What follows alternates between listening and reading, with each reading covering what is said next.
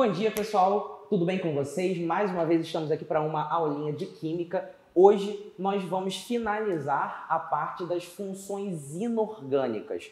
A gente já falou, vocês já viram a parte dos ácidos, das bases, dos óxidos e hoje a gente finaliza com os sais, tá? E o que vai ser um sal? Da onde que ele vem? Qual vai ser a definição de um sal? Para que ele serve? Como ele é originado? Todos esses pontos nós vamos ver. A gente vai basicamente separar em 3 quesitos. A gente vai falar sobre a definição, a classificação e a sua nomenclatura, tá? São os 3 pontos-chave da nossa aula de hoje. Bom, então, pela definição, a gente pode falar de 2 pontos principalmente. O primeiro deles, ele é sempre uma substância que vem da reação entre um ácido e uma base. Vamos lembrar um pouquinho aqui rapidamente. Ácido, toda aquela substância, né, que segundo a teoria de Arrhenius, liberava íons H+ em solução aquosa, ou seja, tinha esse íon aqui, H+, certo? E como uma forma mais prática da gente identificar, a gente falava que o ácido era aquele que começava com H, começava com hidrogênio, com exceção da água, né, que a água era um óxido, na verdade. Agora, a gente tinha a base que, segundo a teoria de Arrhenius, liberava a hidroxila, que é o tal do íon OH- em solução aquosa também. E aí, uma forma mais fácil de a gente ver, terminou com OH-, a gente vai falar que ele é uma base, então. Show? Então, foram funções que você já viu. Agora, se a gente pegar e reagir, misturar um ácido com uma base, a gente tem uma reação que a gente chama de neutralização. Essa reação, ela dá como produto o sal e água. Tá claro isso? Beleza? Então, a principal definição é, ele vem da reação entre um ácido e uma base.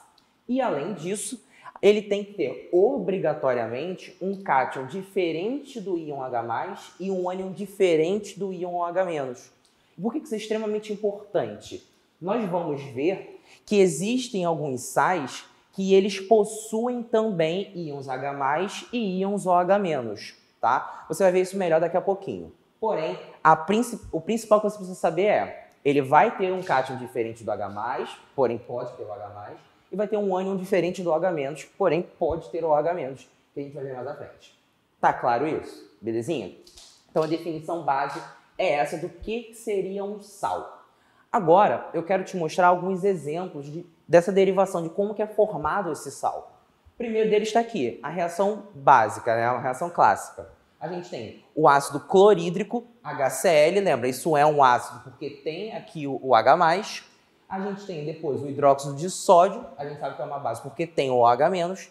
E aí, repara, forma-se sal e água, tá? Pô, mas como que eu sei que serão formados esses os produtos? Como é que eu sei o que de fato é formado?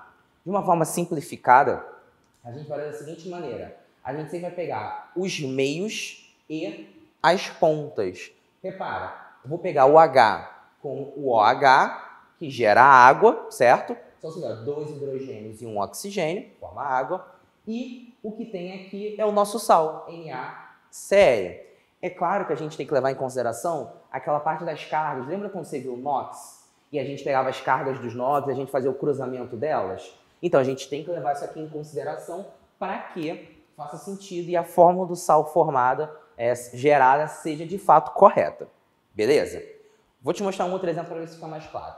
Peguei uma outra reação, eu peguei a mesma base, tá? Continua sendo hidróxido de sódio. Só que agora o ácido que eu estou utilizando é o ácido sulfúrico, né? E eu sei que ele é um ácido, mais uma vez, porque ele começa aqui com o hidrogênio. Show de bola? Mesma ideia, eu vou pegar primeiro as pontas, que é HOH, para formar a água, certo? E vou pegar os meios, que vai formar exatamente o meu sal. Essa parte, exatamente como que funciona a reação, você vai ver em um capítulo mais à frente. Porém, o que você já tem que ter em mente? Lembrando lá de NOx, mais uma vez, lembra que a gente tinha aquelas cargas que eram positivas e as cargas que eram negativas, os chamados ânions e cátions?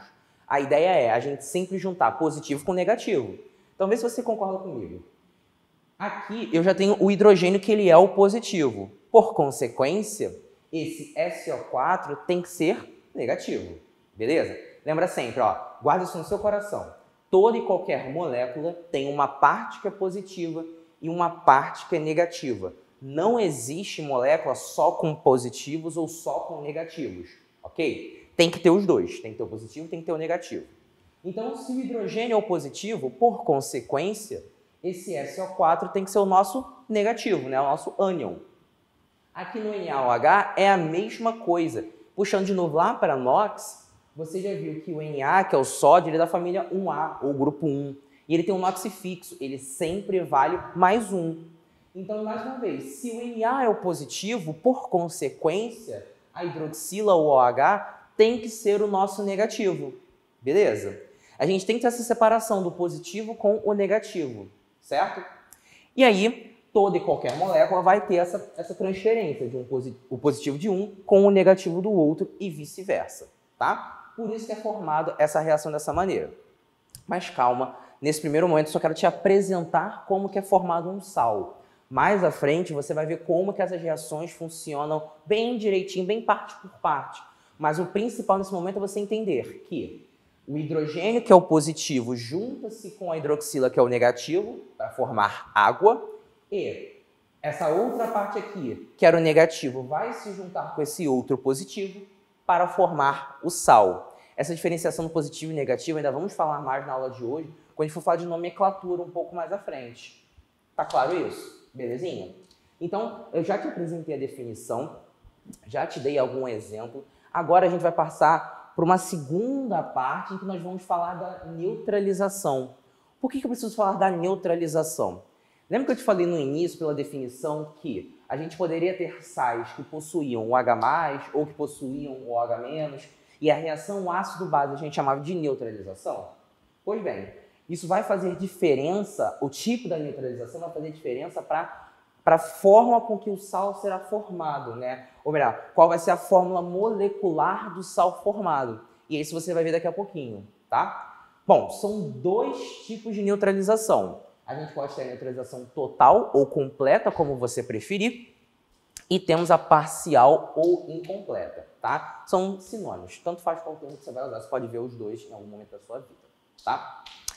Bem, pois bem, temos essas duas. O que cada uma vai diferenciar? No tipo de sal que vai ser formado. Na parte da classificação dos sais, essa neutralização vai fazer completa diferença, e você vai ver daqui a pouquinho. Repara. Primeiro, a neutralização total. Qual é a particularidade dela? Como é que ela funciona? Bom, se ela é total, vamos tentar entender o que significa o termo. Se ela é total, ela acontece por completo. Não tem nada sobrando, não tem nada faltando. É 100%. Se você tinha tantos gramas de um reagente e tantos gramas do outro, eles vão reagir por completo. Não vai sobrar nada de um nem do outro. Então, ó, não tem sobra ou excesso, como você preferir, de íons H+, e íons OH-. Por consequência, quando você olha para a fórmula do seu sal, você não vai ter nem o íon H+, e nem o íon OH-. Você consegue ver em algum desses dois aqui o H ou OH? Você não vê, justamente porque isso veio de uma neutralização total. Tá claro? Agora, em contrapartida, para fazer mais sentido, se a gente olhar para a neutralização parcial, nesse caso aqui, ó, se ela é parcial, ela é em parte. Ela não é por completo, somente uma parcela dela acontece, ela é incompleta. Então, quando eu pego lá o meu ácido e pego a minha base e coloco para reagir os dois, algum deles não vai reagir por completo. Vai ter um excesso ou de base ou de ácido, certo? E aí, se sobra algum, ó, se existe uma sobra de íon H+, ou uma sobra de íon OH-, ele vai fazer parte, por consequência, da fórmula do nosso sal. Quer ver? Olha aqui comigo, ó. Tá vendo que tem um hidrogênio? Ou seja, sobrou íon H+. Tá vendo que aqui tem um OH? Então, sobrou OH-. Então, fazendo a diferenciação entre as duas neutralizações, se você olha para a fórmula do seu sal e não tem hidrogênio ou a hidroxila, a gente tem uma neutralização total.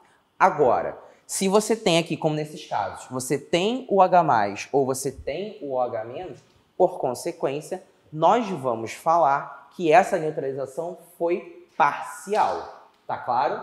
Se ela foi parcial, então vai ter algum desses dois aqui sobrando. Belezinha, isso? Tranquilo? Então, o nosso segundo ponto era ver essa neutralização. E assim, o importante de você saber a neutralização não é saber, vai ter excesso, não vai? Como é que eu sei que vai ter um excesso ou não? O importante é você olhar para a fórmula do sal e dizer, poxa, se esse sal sobrou o H+, significa então que esse sal veio de uma neutralização incompleta. E aí vai ter uma classificação para ele. Assim como não tem esse H+, ou não tem o H-, eu já sei que ele é de uma neutralização total. E por consequência ele vai receber depois uma outra classificação. Fechou isso daqui? Tranquilinho? Vamos seguir então.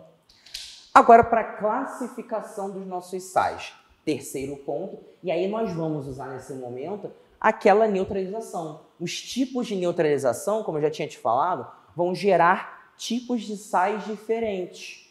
Por consequência, vamos ter classificações diferentes. Beleza? Repara aqui comigo. Eu vou ter essas 4 classificações. Calma que eu vou te mostrar ponto a ponto como que é cada um deles. Começando pelo começo, pelo mais fácil de todos, que é o sal neutro. Repara, olha para os exemplos. Você está vendo ou H+ ou o OH-? Fala para mim. Você não está vendo, correto? Ó, tem H ou tem OH? Não, não tem nenhum dos dois. E aí, se eu não tenho nem hidrogênio, nem a hidroxila, ele veio de uma neutralização total. Por consequência, a gente fala que ele é neutro, tá? Então, de uma forma simplificada, não tem H ou OH, ele é neutro, tá? Ponto. É o sal convencional. O sal que você já está acostumado a ver, e aí toma muito cuidado. Sal não é só aquele que a gente usa para temperar a comida, né? Aquele branquinho que a gente pega. Sal é uma função inorgânica, ele é algo muito maior do que a gente imagina. É só você ver que vários exemplos, basicamente todos que eu estou usando aqui, não é o sal de cozinha. Em um dos exemplos eu até usei, mas a grande maioria aqui não é o sal de cozinha, justamente porque é uma função, é um grupo de moléculas e delas a gente vai tirar cada caso, tá? Então, o sal neutro é o sal comum, é o sal convencional de reação. Claro, não é exatamente o sal de cozinha. Show de bola? Coloquei aqui 2 exemplos para você. A gente tem o carbonato de sódio e o cloreto de magnésio. Essa nomenclatura, como dar o nome desse sal, é um dos nossos últimos pontos da aula. Tá? Então, fica tranquilo que a gente vai ver. Passando aqui para baixo, nós temos o sal ácido ou hidrogeno sal. Pode não fazer muito sentido, mas você vai ver que ele tem sentido sim. Repara, você consegue ver que tem sobrando aqui um hidrogênio? Correto? Lembra que a gente viu lá a neutralização parcial, que poderia sobrar hidrogênio, ou poderia sobrar, como nesse caso daqui, sobraria a hidroxila? Não era verdade que a gente viu isso? Então a gente já pode traçar um paralelo entre os dois. Se o H+ era o que caracterizava um ácido, e nós temos aqui exatamente esse hidrogênio, a gente pode falar que ele é um sal ácido.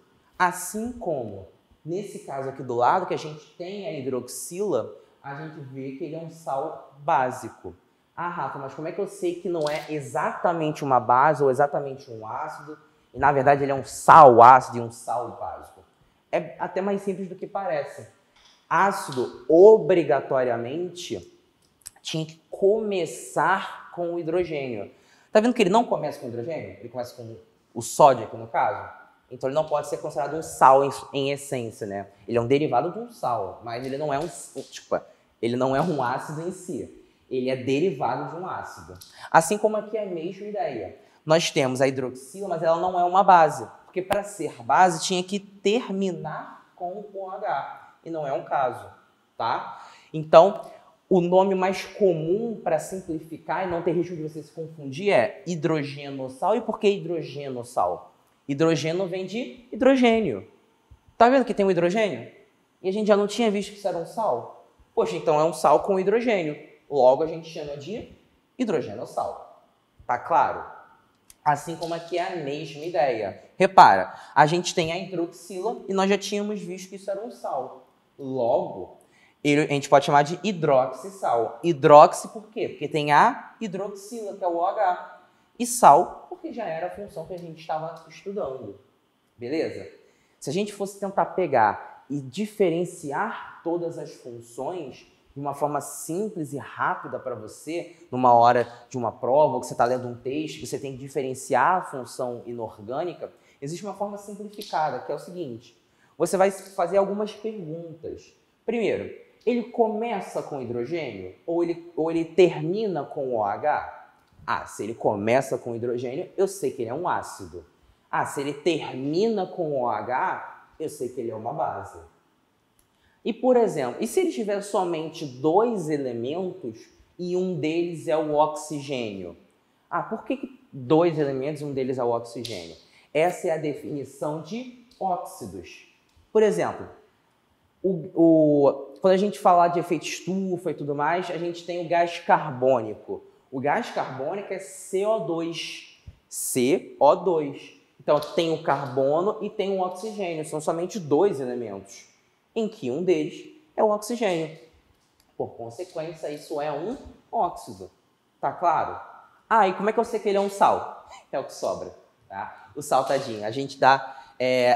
para a gente diferenciar, ele é o que acaba sobrando, porque ele é um derivado dessas outras funções que a gente falou. Então, a gente tem que ir primeiro pelas principais. Então, ó, aqui eu sei que não é um ácido porque ele não começa com hidrogênio. O hidrogênio está no meio. Aqui eu sei que ele não é uma base porque ele não termina com OH. E para algum dos dois ser um óxido, tinha que ter somente 2 elementos. E a gente tem muito mais do que 2 elementos.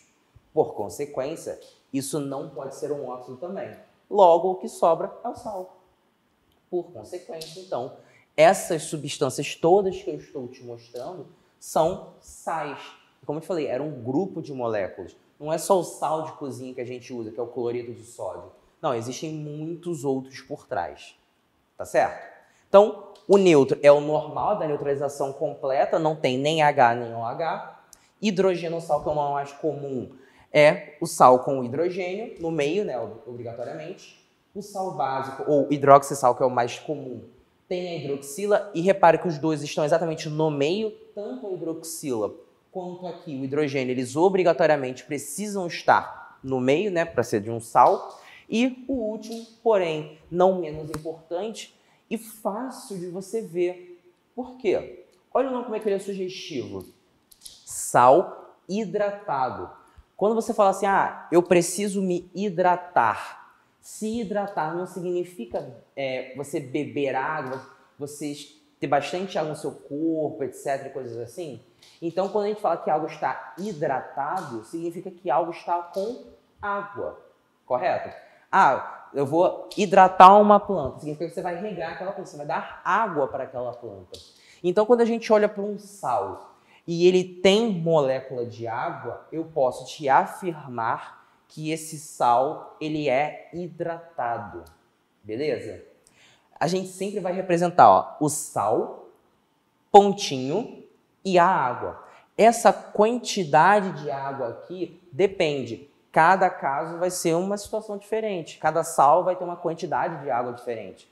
Aqui, por exemplo, que são 5 moléculas de água, a gente fala que ele é pentaidratado. Penta justamente para indicar que são 5. Então, você fala pentaidratado porque são 5 moléculas de água. Show de bola?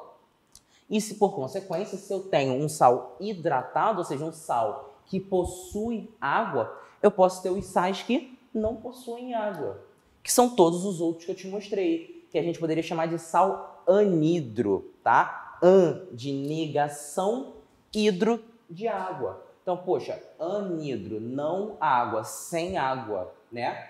Então, todos esses outros casos poderiam se encaixar num grupo de anidros. Além dessas classificações que a gente está vendo, eles poderiam ser chamados de sais anidros, justamente porque eles não têm moléculas de água na sua composição. Enquanto esse daqui, que tem moléculas de água, aí nós vamos falar que ele é um sal hidratado. Tranquilo isso daqui? Show de bolinha? Então, visto isso, essa parte da neutralização e as classificações, você vê que um relaciona exatamente com o outro, a gente pode começar a dar nome para esses sais. Eu estou falando para você aqui, sulfato de sódio, cloreto de potássio, né? E várias coisas assim, só que parece não fazer sentido essa nomenclatura, porque a gente não viu ainda como é que é o padrão de nomenclatura. É isso que a gente vai ver agora. Como que funciona a nomenclatura de um sal. Show de bola? Como é que vai ser então? O padrão de nomenclatura é esse que está escrito para você aqui no quadro. Ó, é o radical do ânion mais um sufixo de e o nome do metal. Calma, tá? Vamos por parte para você entender. Eu estou te mostrando e eu vou te dizer como que vai funcionar isso daqui. Vamos lá. Ânion. Primeiro, o que é o ânion? Lembra que é aquele cara de carga negativa? Então, se a gente olha para uma molécula, vou até voltar aqui para te mostrar rapidamente, o ânion é sempre o que vem no final, né? Quando a gente monta uma molécula, aí guarda isso no seu coração de novo, anota no post-it aí. Quando a gente olha para uma molécula, independente de se ela é sal, ácido, base, óxido, enfim, não importa, sempre, por convenção, a gente coloca o positivo na frente e depois vem o negativo. Então, repara, por exemplo, aqui, ó, Mg, que é o meu magnésio, ele é um metal. O metal, ele é sempre positivo. Tá? Sempre aí, 99,9% das vezes isso funciona perfeitamente. Então, Mg, que é o meu metal, ele vai ser o cátion, ele vai ser o de carga positiva. Por consequência, o que sobra é o de carga negativa. Assim como aqui, se você olhar, a gente tem a Na, que é o sódio, ele é um metal. E aí, mais uma vez, se ele é um metal, ele é o positivo.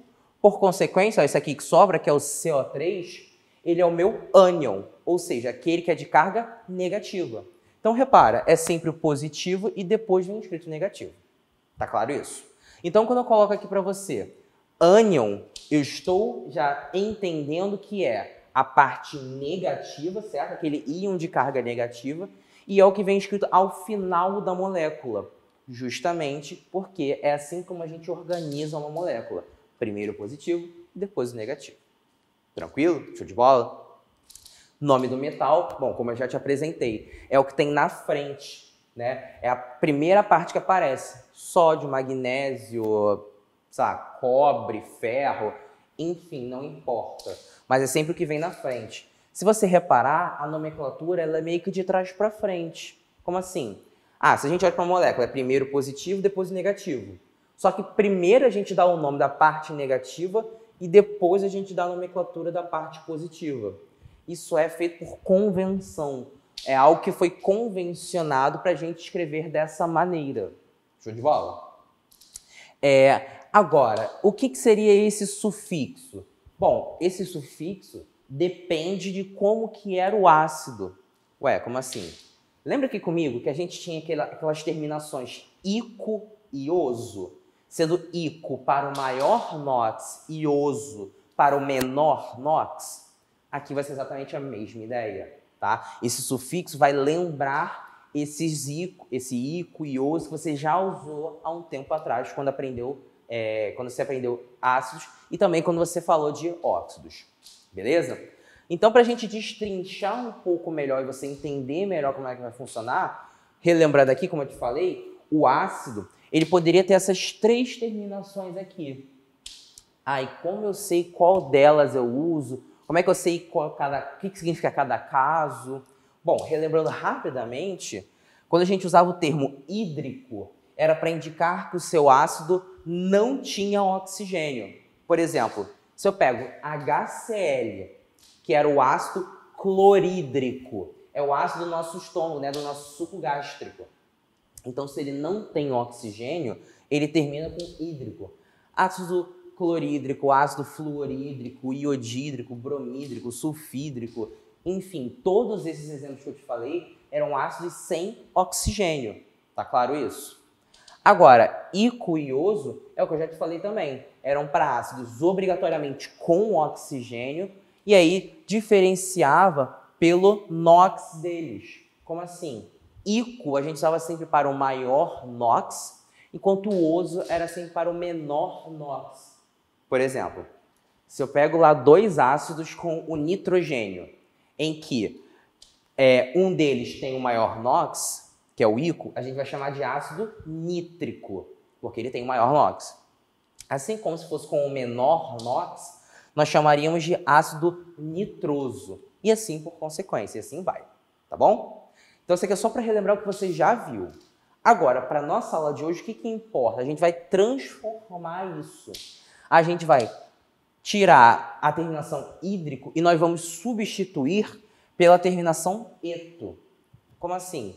Ah, se ele era o ácido clorídrico, agora o nosso sal vai ter o cloreto.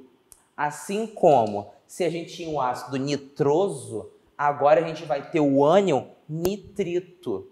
Ah, se era o ácido nítrico, agora a gente vai ter o ânion nitrato. Então a gente sempre vai fazer essa troca. E aí toma muito cuidado, essa parte que a gente costuma mais se enrolar, mais confundir. Então preste bastante atenção.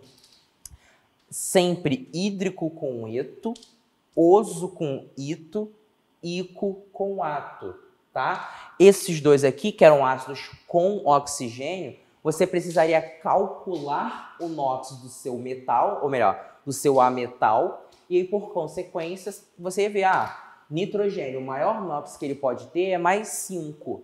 E aí, se ele é mais 5 e ele é o maior, ele era ico, que nós vamos trocar para ato. Então, era ácido nítrico, que vai virar nitrato. Assim como aqui, o ácido nitroso, que era o menor NOx, que era mais 3, a gente vai transformar para nitrito. Para você entender um pouco melhor essa parte da nossa nomenclatura, pega uma tabelinha que você provavelmente já tem aí de NOx, em que a gente tem o NOx de cada ametal. Isso vai te ajudar a diferenciar um pouco na hora da gente montar aqui essas nomenclaturas. Show de bola? Tranquilinho? Certo? Então, a gente pode começar a falar de alguns exemplos, tá? Vamos seguir aquele padrão básico que a gente já falou e vamos entrar agora para a parte dos exemplos, para que faça mais sentido. Muita coisa na química, se a gente não coloca em prática, a gente não vai conseguir entender, tá bom? Então vamos lá, um por um, com calma. O primeiro deles, que é o LiCl, você está vendo algum oxigênio aqui no caso? Não, né? E aí, se ele não tem oxigênio, ele vai ser o quê? Ele vai ser aquele hídrico que vai virar eto, né? Lembra sempre, se a gente fosse voltar aqui, ó, se você quiser até anotar do ladinho aí para você, faz uma anotação. Eto, sempre sem oxigênio, tá? Então aqui é sem oxigênio. Esses outros dois, com oxigênio.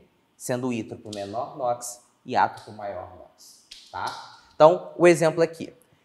Cl não tem oxigênio, então ele é eto.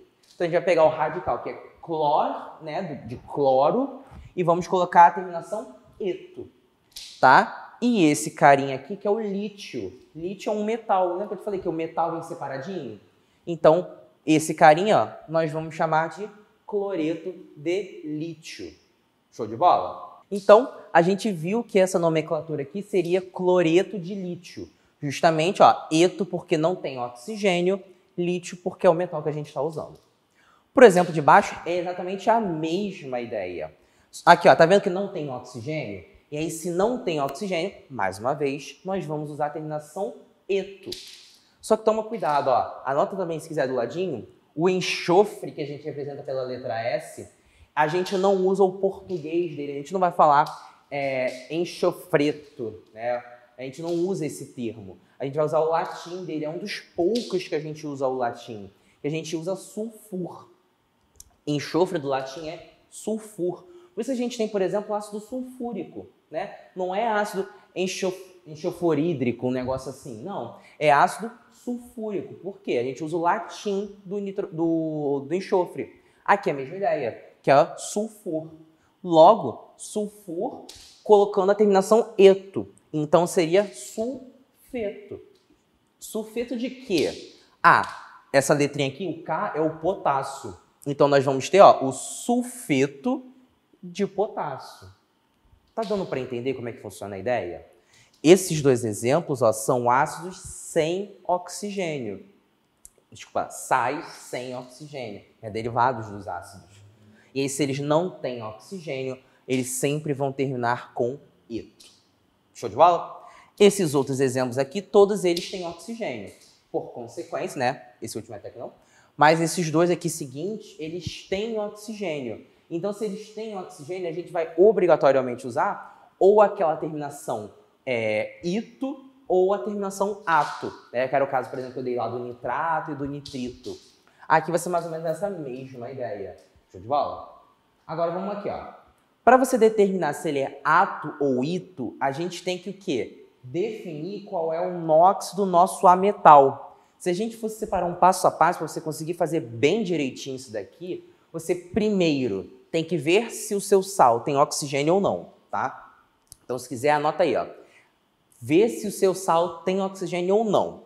Se ele não tem, é fácil. Termina em ito. Agora, se ele tem oxigênio, que aí vem a segunda parte, você precisa obrigatoriamente calcular o NOx desse seu ametal. NOx você já passou por isso, né? Esse ametal a gente calcula para poder definir se ele vai ser o maior ou o menor NOx. Fazendo aqui rapidamente, ó, cálcio, ele tinha um NOx fixo, ele valia sempre mais 2. Oxigênio, ele valia menos 2. E aí, por consequência, o enxofre é como se fosse o X da nossa questão. Fazendo as contas, você vai ver que vai dar mais 6. Repara, ó, são 4 oxigênios. Então, 4 vezes o menos 2 está dando 8 cargas negativas. Porém, toda molécula tem que ter o quê? A quantidade de positivas tem que ser igual à quantidade de negativas. Isso você viu lá em NOx na hora de calcular o NOx. Então, se eu tenho 8 cargas negativas, eu preciso também de 8 cargas positivas. O cálcio já é mais 2, então esse enxofre ele, obrigatoriamente tem que ser mais 6. O que é? Mais 6 com mais 2 dá mais 8. Com esse menos 8 daqui do oxigênio, zero. Tá claro isso? Isso você já viu em NOx, a gente só está relembrando aqui. Show de bola? E aí, então, o enxofre que está dando NOx mais 6. Você também já deve ter visto que o maior NOx de um elemento é o próprio número da sua família. Ué, como assim? O enxofre, se você olhar na tabela periódica, ele está na família 6A. E aí, se ele é da família 6A, significa que o maior NOx que ele pode ter é exatamente o quê? Mais 6. Show de bola? E aqui ele tem exatamente o NOx mais 6. Tá? Aqui eu estou te falando talvez um pouco mais rápido, mas depois, faz com calma o NOx, né, que você já tinha visto, faz o cálculo bonitinho, refaz esses exemplos que a gente está dando aqui na aula, que você vai ver que vai começar a fazer um pouco mais de sentido. Aqui, como é a primeira vez que você está vendo, pode talvez, enfim, você pode ter um pouco de dificuldade, mas vai ficando mais claro com o passar do tempo, tá? Então fica tranquilo. Bom, para dar o nome desse cara, a gente já viu que tem um maior NOx, e aí se ele tem um maior NOx, ele é o ato, certo? Enxofre é sulfur terminando em ato, então ele é o sulfato. Sulfato de quê? Ah, esse metal é o cálcio, então ele é sulfato de cálcio. Estou dando um exemplo de cada tipo para você ver como é que funciona. Mas essas regrinhas servem para quaisquer sais que você queira analisar. Beleza? Os últimos 2 exemplos para a gente finalizar. Tá vendo que aqui agora a gente tem o hidrogênio? Que era aquele hidrogenossal que a gente viu antes? Qual é a diferença da nomenclatura dele em relação às outras? Ele não é exatamente igual a esse aqui de cima. Ele tem uma pequena diferença. Quando a gente deu a classificação dele, não era hidrogenossal? Então, ele tem o termo hidrogênio. Esse cara aqui, o CO3, ou melhor, o carbono, se você calcular, ele vai dar mais 4. E se ele dá mais 4, significa que ele tem o maior NOx dele. Então, seria o carbonato. Porém, é o carbonato com hidrogênio. Então, a gente chama de hidrogenocarbonato. Não era o hidrogenossal? Aqui é o hidrogeno alguma coisa também. Hidrogenocarbonato. O CO3, ou melhor, o carbono, quando você calcula o NOx, está dando o maior NOx dele, né? Então, a regrinha é praticamente a mesma. Se a gente tirar, por exemplo, o termo hidrogênio aqui da frente, ó, ficar só carbonato de sódio, existe esse sal. Só que ele não tem esse hidrogênio. Como a gente colocou o hidrogênio, então a gente vai chamar de hidrogenocarbonato. Para o de baixo, é a mesma ideia. Aqui a gente tem o cloro, ó, assim como no de cima, sem oxigênio. Então, ele também se chamaria cloreto. Mas você está vendo que tem essa hidroxila, que era o tal do hidroxissal? Faz sentido, então, que agora ele se chame hidroxicloreto. Aqui são exemplos pouco comuns, porém é bom você saber, certo? Ó, só o cloro sem o oxigênio a gente já viu que era cloreto. Só que por ter a hidroxila, nós vamos chamar de hidroxicloreto. Hidroxicloreto de quê? Magnésio, que é o nosso metal. Beleza? Outra nomenclatura que a gente pode usar, aí é mais comum de você já ter utilizado, é bicarbonato. Esse é um nome, não é a nomenclatura oficial do nosso sal. O certo mesmo é hidrogenocarbonato. Porém, você também vai ver em alguns locais, alguns produtos, enfim, farmácia, mercado, etc., que vai vir com esse termo bicarbonato de sódio. Belezinha? Show de bola? Agora, para a gente finalizar nossa aula de hoje, a gente amarrar tudo isso aqui que a gente falou, eu só quero te mostrar alguns exemplos, situações do nosso dia a dia em que a gente use os sais, além do sal de cozinha convencional que a gente tem, né, o cloreto de sódio. Eu quero te mostrar outros momentos em que pode ser usado o sal, né? E como eu te falei, o sal é um grupo de moléculas que eu vou te apresentar aqui. Show de bola? Aqui, primeiro exemplo, os sais, de fato, que a gente usa na culinária. O sal de cozinha é o cloreto de sódio, que a gente já viu, né? Um dos exemplos. E olha o termo, ó, cloreto, a gente já falou dele agora, né? Se ele é cloreto, ele é sem oxigênio. Enquanto o termo sódio é porque ele tem um elemento, né? Um metal sódio. O sal rosa do Himalaia, ele também é um sal em que a grande parte dele também é de cloreto de sódio.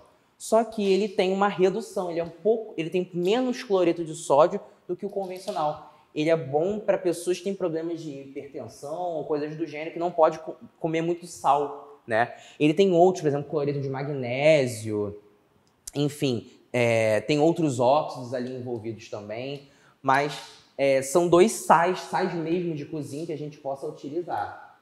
Outra situação que nós podemos falar é o calcário, que é usado para fazer a calagem do solo. Você em algum momento vai falar sobre sobre processos de solo, né, de correção do solo. A calagem que a gente faz é, por exemplo, quando você tem um solo muito ácido e você precisa corrigir a acidez dele para ele se tornar plantável, para que você consiga plantar o que quer que você queira naquele ambiente. Então a gente faz essa correção da acidez com o calcário, que é um exemplo também, que é o carbonato de cálcio, né? Então, é uma outra situação que a gente tem também de um sal. É claro que nem sempre a gente vê na cidade isso acontecendo, isso é muito mais comum no campo. Porém, é uma situação também de sal na vida do ser humano. Um terceiro exemplo, que foi o que a gente acabou de falar, ó, bicarbonato de sódio. Isso aqui é muito comum, é muito usado como fermento na culinária, para você fazer massas crescerem, massas de bolo, massas de pão, pizza, enfim, massas como um todo, aquele fermento que a gente usa para crescer, um deles que a gente pode usar é o bicarbonato de sódio. Assim como, por exemplo, o nosso ENO, né, o nosso sal de frutas, olha o termo, sal de frutas. Ele é, então, uma composição de sais, né? O termo sal de fruta, porque ele vai ter corante e dá um gosto de fruta, mas ele é feito por sais. Talvez dê para você enxergar, tem bicarbonato de sódio, que é o mesmo que já tem ali. A gente tem o carbonato de sódio, que é um outro sal, e o ácido cítrico. Aí aqui já é um ácido em essência, né? Mas a gente tem a composição de dois sais. Então, tô com uma sensação de azia, uma queimação no estômago, você toma aquele sal de frutas, ele tem na sua composição sais também, né? Você vê que foge não é só a parte da culinária em si. Outro exemplo são os antidepressivos, né? Eles são feitos de carbonato de lítio. O lítio ele tem muito a ver com mexer com o nosso sistema nervoso, né? Ajudar na transmissão das informações, né? Pela sinapse nervosa e tudo mais. Então, é mais um exemplo que a gente pode ter de um sal na nossa vida. Pasta de dente, esse aqui é um dos mais interessantes. Por quê? Se a gente pega lá uma regulação do Ministério da Saúde, a gente fala que a nossa água ela é fluoretada. Como assim? A nossa água, quando a gente bebe, ela tem partículas de íons flúor ali na sua composição, para evitar problemas de cárie. É pouco comum você já ter visto alguém com problemas de cárie, né? Claro, isso acontece se a gente não escova muito dente, por exemplo. Mas a água ela já naturalmente tem flúor para evitar problemas de cárie. Mas é claro, a gente precisa escovar o dente para ter a certeza de que isso não vai acontecer. E na pasta tem isso, ó, fluoreto de sódio. Tá vendo, ó, terminando em eto? Se ele é eto e depois tem um nome de um metal, a gente sabe que isso vai ser um sal de verdade, né? E nosso último exemplo, para a gente finalizar, são os isotônicos, né? O Gatorade, o Powerade, enfim, qualquer desses isotônicos, ou alguns chamam também de repositor de eletrólitos, ele é uma mistura de diversos sais minerais. Por que isso é tão importante? Quando você sua depois de um exercício, você, enfim, acaba perdendo parte dos seus sais minerais. Então, o isotônico serve para repor esses sais e fazer com que o seu corpo funcione sempre da melhor maneira possível. Beleza? Foi, galera? Bom, ficou alguma dúvida? Caso não, então a gente se vê numa próxima e é isso. Por hoje é só. Tchau!